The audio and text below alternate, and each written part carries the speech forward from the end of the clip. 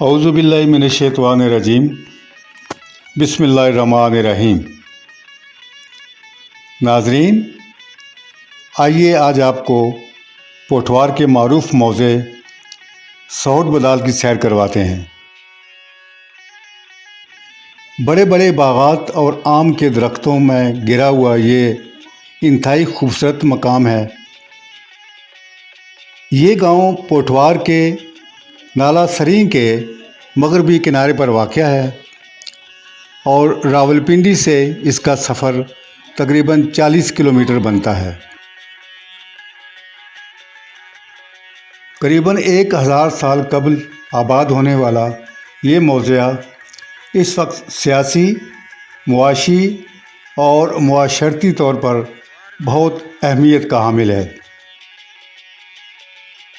اس موضع کو مصعب خان نے آباد کیا تھا، جو کہ شہاب الدین غوری کے لشکر میں شامل تھے۔ ہندوستان پر حملے کے بعد وہ یہیں پر آباد ہو گئے تھے۔ بعد میں جب اس علاقے میں گکھڑوں کا تسلط قائم ہوا تو وہ گکھڑوں کی فوج میں شامل ہو گئے۔ ان خدمات کے عوض انہیں 850 ایکڑ کی جاگیر عطا ہوئی اور انہوں نے نسبتاً ایک اونچی جگہ پر یہ گاؤں آباد کیا۔ مصعب خان کی اولاد اب بھی سہوٹ بدال میں مقیم ہے۔ اب یہ گاؤں چھوٹی چھوٹی بستیوں کی شکل میں دور دور تک پھیلا ہوا ہے۔ اس گاؤں میں بدحال قوم کے علاوہ دوسری قومیں بھی آباد ہیں، جنہیں اپنی ضروریات یا کام کاج کے لیے دوسری جگہوں سے لا کر یہاں آباد کیا گیا تھا۔ انتظامی طور پر یہ گاؤں اس وقت یوسی کنھوا میں شامل ہے اور سیاسی طور پر ایک بلند مقام رکھتا ہے۔ جی ناظرین، جیسے میں نے ابھی کچھ دیر پہلے کہا تھا کہ سہوٹ بدال ابھی تک پرانی قدروں، پرانی ثقافت کا امین ہے۔ یہاں پر کچھ چیزیں ایسی ابھی بھی موجود ہیں جو ہماری عہد رفتہ کی پوٹھوار کی تہذیب کو ظاہر کرتی ہیں اور ثقافت کو اجاگر کرتی ہیں، اور انہوں نے ان چیزوں کو باقاعدہ استعمال کرتے ہیں۔ جیسے یہ ارہٹ ہے، اس کو اردو زبان میں ارہٹ کہتے ہیں، اور یہ یہاں سے یہ آپریٹ ہوتا ہے۔ اس کے آگے کسی جانور کو جوتا جاتا ہے اور پورا دن جو ہے نا وہ چلتا رہتا ہے، اور یہاں سے یہ جو برتن نظر آ رہے ہیں آپ کو، یہ نیچے کنویں میں جا کے بھر کے پھر اوپر آتے ہیں۔ میکینزم جو موجود ہے یہ سب ہمارے چونکہ ثقافت کا حصہ رہا ہے، ہم نے بہت جگہ پہ چلتے ہوئے دیکھا ہے۔ یہاں پر ابھی بھی یہ استعمال ہوتا ہے۔ وہ اس کے جو لوٹے ہیں یا یہ جو پارٹس ہیں یہ بوسیدہ ہو چکے ہیں، لیکن پھر بھی پورا دن چلتا رہتا ہے، اور یہاں پر یہ جو قریبی کھیت ہے نا، ان کی آبپاشی کی جاتی ہے۔ اور یہ ارہٹ، اس کو ہم اپنی لوکل لینگویج میں گیڑو کھو کہتے ہیں۔ گیڑو سے مراد ہے کہ وہاں پر جانور جوت کے وہ پورا دن چلتا رہتا ہے، اور اس کے میکینزم کے ذریعے یہاں پر یہ جب گھومتا ہے تو نیچے سے لوٹے بھر کے آتے ہیں اور یہاں پر انڈیل دیتے ہیں پانی، اور یہ پانی پھر حسب ضرورت جہاں لگانا ہو وہاں پر لگایا جاتا ہے۔ تو یہ ہماری ایک تہذیب کا حصہ ہے۔ تو چلیے آگے اور چیزیں دیکھتے ہیں، ہمارے ساتھ رہیے گا۔ شکریہ جی۔ جی ناظرین، سہوٹ بدال میں ایک اور چیز جو معروف ہے، مشہور ہے، وہ یہاں کا یہ برساتی نالا جو ہمیں اس وقت نظر آ رہا ہے۔ اس کو مقامی لینگویج میں ہاڑ کہتے ہیں۔ تو جب طغیانی آتی ہے تو یہ جہاں پہ ہم کھڑے ہیں ان آبادیوں تک یہ پانی جو ہے نا یہاں سے گزرتا ہے، کیونکہ کافی دور سے پانی آتا ہے جو بارشوں کا۔ تو ابھی پچھلے چند دن پہلے یہاں پر بہت بڑا پانی کا ریلا آیا تھا۔ یہاں پر اس سائڈ پہ ایک پل ہے، تو وہ عینی شاہدین بتاتے ہیں کہ پل کے اوپر سے پانی جو نا وہ آ رہا تھا، اتنا مطلب بلند ریلا تھا وہ، اور یہ پورا علاقہ پانی میں ڈوبا ہوا تھا. اور اب بھی جب کبھی بھی نارتھ میں ہماری جو ہے نا علاقہ ہے اس میں بارشیں زیادہ ہوتی ہیں تو یہ نالا بھر جاتا ہے اور طغیانی کا ایک منظر ہوتا ہے اور نقصان بھی دیتا ہے، کیونکہ سائڈ کے جتنے علاقے ہیں وہ پانی میں ڈوب جاتے ہیں، بلکہ گھروں کے اندر بھی یہ داخل ہو جاتا ہے پانی. اور اس میں اشرات الارض یعنی سانپ اور اس قسم کی چیزیں ساتھ میں بہتی ہوئی آتی ہیں جو نقصان دیتی ہیں. اور اس کے علاوہ آپ دیکھ سکتے ہیں یہ سامنے جو نئی کنسٹرکشن ہے، یہاں پر ایک دور میں یہاں سے بھی ہاڑ گزرتا تھا، لیکن انہوں نے باندھ کے یہ روک دیا ہے. اور یہاں پر نئی سوسائٹیاں جو ہے نا وہ ماشاءاللہ بن رہی ہیں، اور شہر کے لوگوں کا کافی رجحان ہے یہاں پہ شفٹ ہونے کا. اور آپ دیکھ سکتے ہیں کہ ماشاءاللہ بڑا خوبصورت منظر ہے. ٹھیک ہے، آگے چلتے ہیں جی، ہمارے ساتھ رہیے. اس وقت جو نظر آ رہی ہے عمارت، یہ ایک دور میں غالباً ضیاء الحق صاحب کے دور اقتدار میں مکتب اسکول پنجاب میں قائم ہوئے تھے، اور ایک کثیر سرمایے سے یہ بلڈنگ بنائی گئی تھی. لیکن کچھ ہی عرصے بعد، تقریباً 1 سال کے بعد یہ بند ہو گئے، سسٹم پیچھے سے ختم ہو گیا. تو یہ عمارت لاکھوں روپے جہاں پہ خرچ کیے گئے اب بالکل خالی ہے، اور یہاں پر سارا دن جانوروں کا مسکن ہے. یہ جانور گھومتے رہتے ہیں، بلکہ اندر بھی جو دروازے ٹوٹ گئے ہیں اس کے اندر بھی لوگ اپنا ذاتی سامان رکھ کے بھوسا وغیرہ اس کو مس یوز کرتے ہیں. تو اب دور ہے کام کرنے کا. اس علاقے کی ایک خوش نصیبی ہے کہ اب یہاں سے MPA راجہ صغیر صاحب منتخب ہوئے ہیں بڑے اچھے مارجن سے. وہ ایسے کاموں کا جذبہ بھی بہت رکھتے ہیں، فلاحی کاموں کا. تو اہل دے کی جانب سے ان سے اپیل ہے کہ وہ ان چیزوں پہ خصوصی توجہ دیں، اور یہ جو بلڈنگ مختوش ہو رہی ہے اس کو ریکنسٹرکٹ کر کے اس کو اسکول کا ایک باقاعدہ درجہ دے، گورنمنٹ اسکول کا. ویسے بھی چونکہ وہ نظام بھی گورنمنٹ کا ہی تھا، تو یہاں پر ضرورت بھی ہے اسکول کی اس گاؤں میں.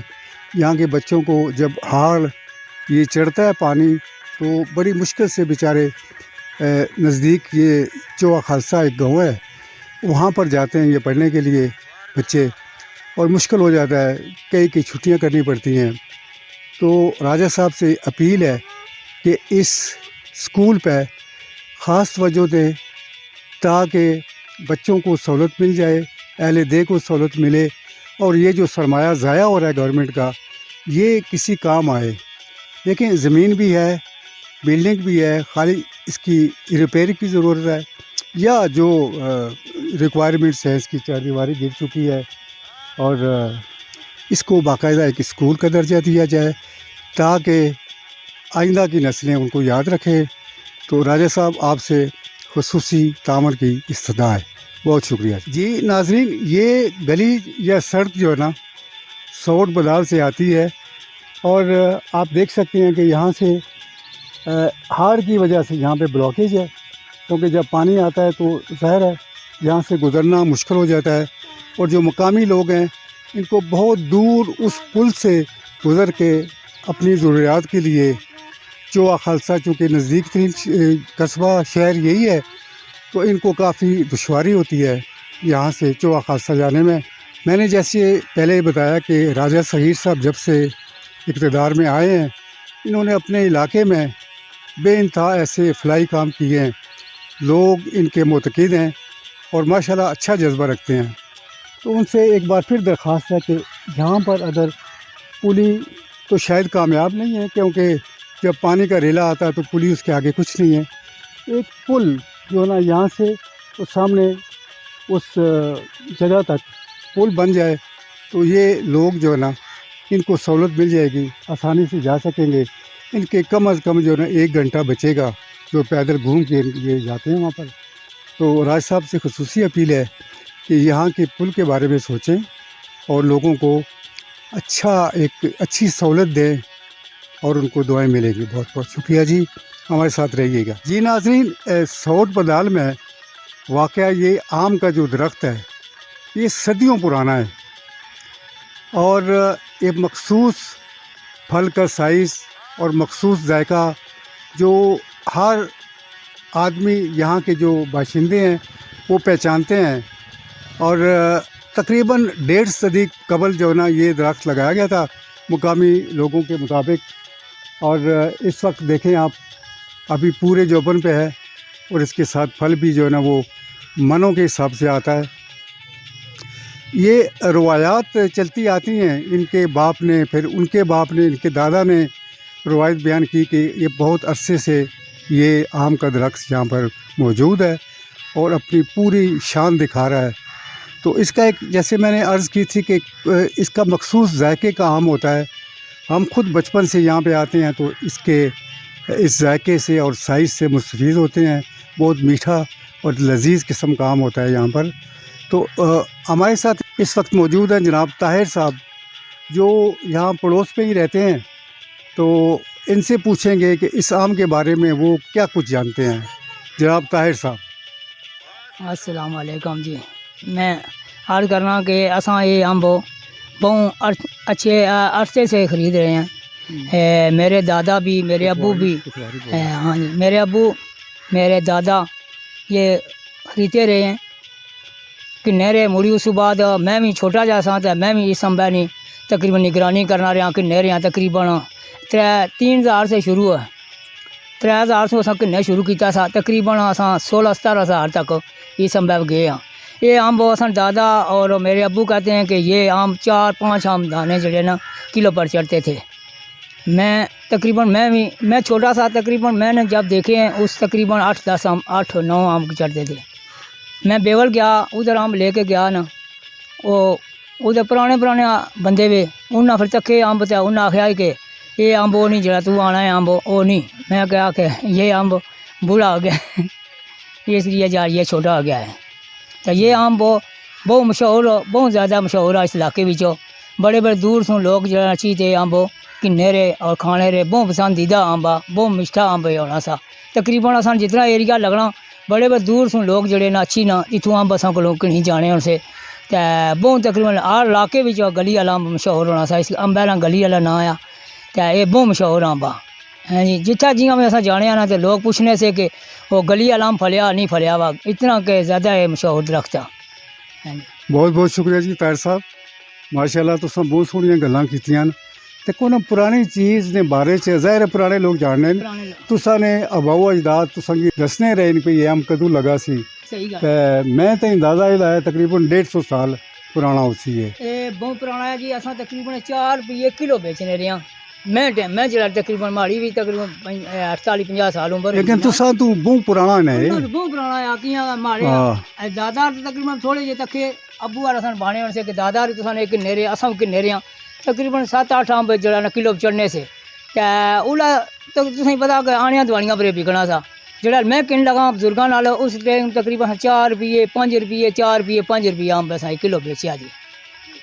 جس طرح بھائی ہوراں گل کیتی ہے نا, تو یہ آم نا درخت جڑا یہ تقریباً 250 سال پرانا جی. کیونکہ انہاں جڑی روایات بیان کیتیاں اپنے باپ نے, دادا نے, پردادا نے, اس سے مطابق اس عرصے تو انہوں نے وقت نہ قائم سی یہ لگایا گیا سی. اس وقت بھی یہ جوبن دے سی. اج بھی اس نے تنے تو دیکھ لو تو اندازہ لا لو کتنا بڑا تنا ہے. اور تقریباً 250 سال پرانا یہ درخت ہے جی. اور یہ بھی ساری ایک قدیم روایات, قدیم ثقافت کا ایک حصہ ہے. اور سوٹ بدال کی پہچان وچ اور بھی بہت ساری چیزاں, لیکن یہ ام بھی ایک نمایاں حیثیت رکھنا ہے. تاریخی ام سوٹ بدال نہ تاریخی ام نہ درخت. بہت شکریہ جی, سارے نال روے.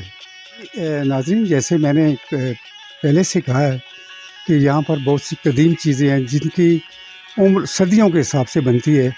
ان میں یہ ایک مشہور کنواں بھی ہے جو صدیوں پہلے تعمیر ہوا تھا, اور اس وقت تک اس کا پانی کبھی ختم نہیں ہوتا. ماشاءاللہ وافر مقدار میں پانی آتا ہے. آپ دیکھ سکتے ہیں کہ تقریباً 50 کے قریب موٹریں یہاں پہ لگی ہوئی ہیں اور پورے گاؤں کے لوگ اس سے مستفید ہوتے ہیں اور پانی کبھی بھی ختم نہیں ہوتا. نیچے ایک چشمے کی صورت میں پانی ابھرتا ہے اور تیزی سے، اور اس کا لیول جو ہے نا تقریباً جو ابھی نظر آ رہا ہے تقریباً اتنا ہی رہتا ہے اور بڑا میٹھا اور اچھا پانی ہے. صحت کے لیے بھی اس کو کئی بار لیبارٹریوں میں چیک کرایا گیا پانی کو، اور بہت ہی مفید، صحت کے لیے بہت اچھا ہے. اور یہ بھی سوڑ بدال کی ایک قدیم روایات کی ایک چیز ہے. تقریباً 1.5 سے 2 صدیاں قبل کا ایک یہ کنواں جو ہے نا وہ تاریخی کنواں ہے. بہت بہت شکریہ جی، ہمارے ساتھ رہیے. جی ناظرین، اس وقت ہمارے ساتھ موجود ہیں ریٹائرڈ کیپٹن راجہ محمد اکرم صاحب، جو کہ یہاں سوڑ کے ہی رہائشی ہیں اور ان کے آباء و اجداد بھی یقیناً یہیں سے تھے. یہ سوڑ بدال کی تاریخی پس منظر کے بارے میں کچھ کہیں گے. جی راجہ صاحب. السلام علیکم. میں آپ کو سوڑ بدال کے متعلق معلومات دینا چاہتا ہوں.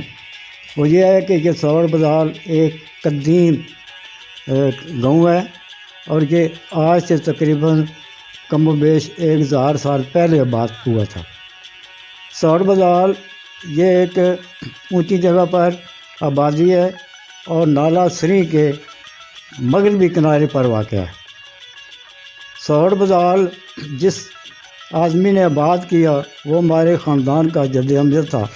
اس کا تعلق بدال خاندان سے تھا اور ناموں کے لحاظ سے پتہ یہ چلتا ہے کہ یہ لوگ محمد غوری کے حملے کے دوران ہندوستان میں آئے تھے اور پھر اس کے واپسی پر وہ یہاں پر رہ گئے، کیونکہ سب جتنے بھی یہ اس خاندان کے بڑے بڑے لوگ گزرے ہیں ان کے نام کے ساتھ خان لگتا تھا، اور وہ نام جو ہے وہ اس موجودہ یہ جو پٹوار خطہ پٹوار ہے ان کے ناموں کے ساتھ نہیں ملتے.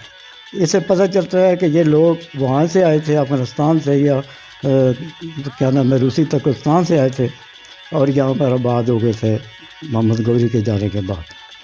تو یہ اس گاؤں کو جس نے آدمی نے آباد کیا ہمارے جد امجد نے، اس کا نام مصعب خان تھا، اور وہ جب گکھنو کی حکومت تھی اس علاقے میں تو اس وقت وہ گکھنو کی حکومت میں ملازم تھا، فوج میں ملازم تھا، اور ملازمت کے صلے میں اس کو 850 ایکڑ زمین جاگیر کے طور پر ملی تھی.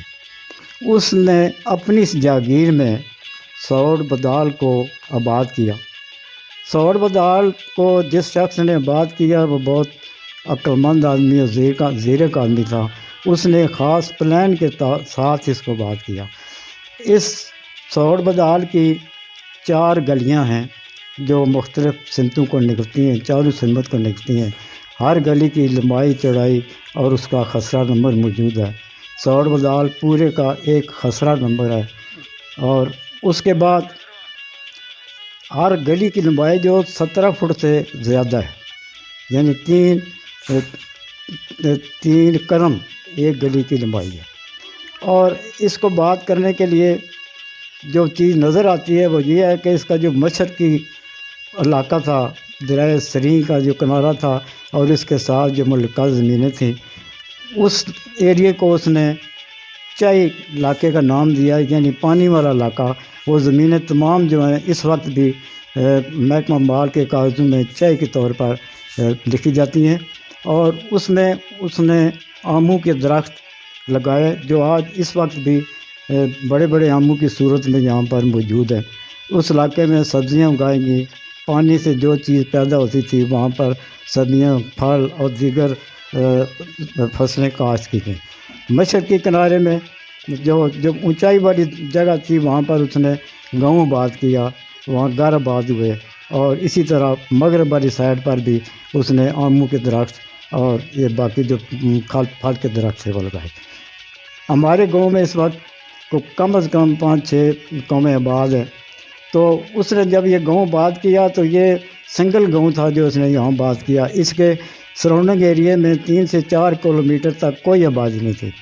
تو کام چلانے کے لیے اور گاؤں کو آباد کرنے کے لیے اس نے مختلف قومیت کے لوگوں کو जो काम करने वाले लोग थे उनको यहाँ पर बुलाकर बात किया, और जो इस वक्त भी यहाँ पर मौजूद है उनको यहाँ पर ज़मीनें दी गई, और ताकि वो अपना कारोबार कर सकें और इस जो इनकी ज़मीनें उनको भी बात कर सकें।